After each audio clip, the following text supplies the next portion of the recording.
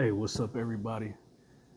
Y'all can see the big UW Milwaukee logo behind me. Um, I'm gonna try to make this somewhat short. It's kind of hard to make a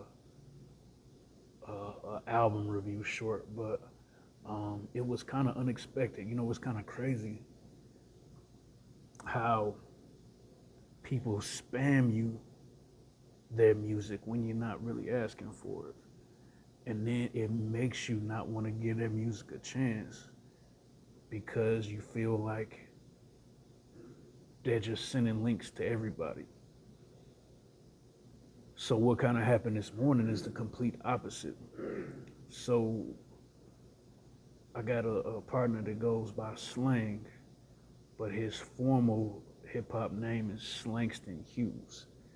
I think he started going by Slang because I think somebody ended up copyrighting Slangston Hughes.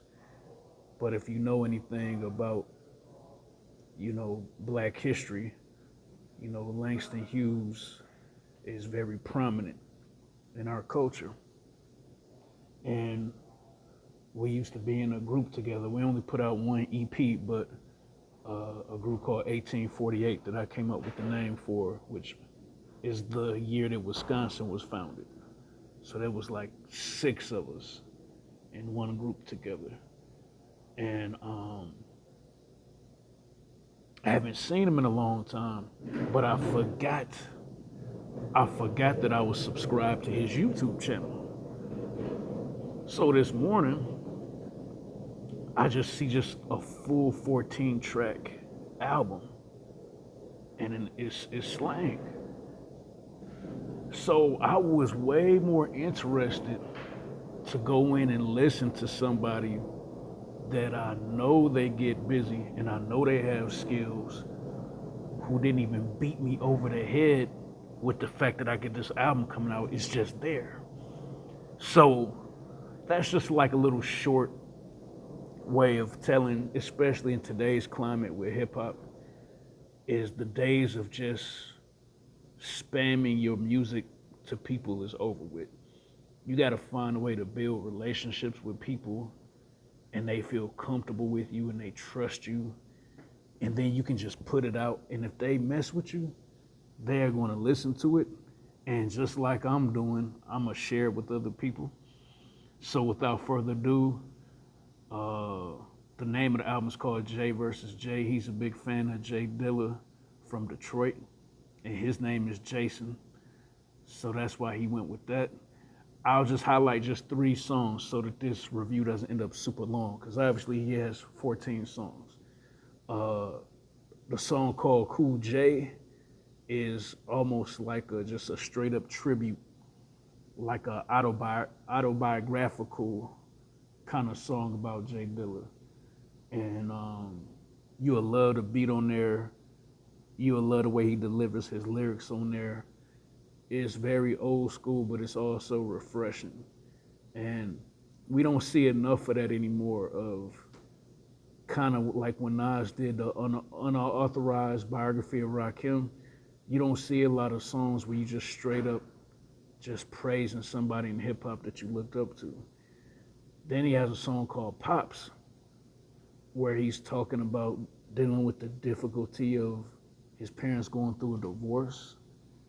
And then the verse just cuts off and he's just having a conversation with his dad.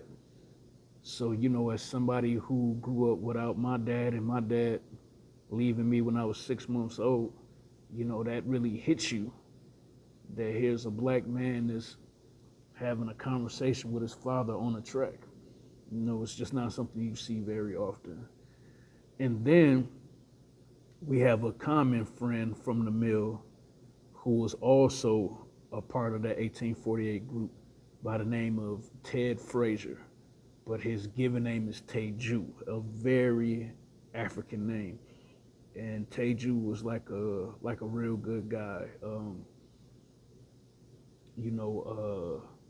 I found the beat that they used as a tribute song for him, but I just couldn't even bring myself to come to the studio with them to make the tribute song, because I even came up with the name. I called it Smile because Teju was always smiling. But Slangston Hughes did a song called "Keep On," and it's basically the words that Teju said to him. I guess in terms of at one point he was thinking about he didn't want to rap no more, or if just other things in life he just didn't want to keep going. Not to say suicidal or anything like that, but just just sometimes you get down to a point you just feel like what's the purpose. And he said Teju told him that you my favorite MC, and then he has a line. He said, I had about 30 tracks in the archive. I sent him 20 of them, and guess how many he used for his album? All 20. And that's just the kind of dude that Teju was. Like, how appreciated would you feel as a producer if you send somebody beats that you weren't gonna use, and you used to people being real kind of nasty and selective? Oh, I don't like this one, I only like this one. You send somebody 20 tracks and they use every last one of them. It's almost like you become the executive producer of the album. But I really like that song. I sent it to a few people.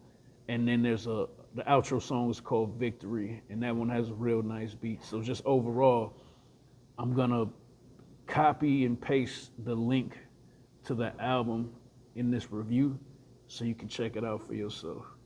All right.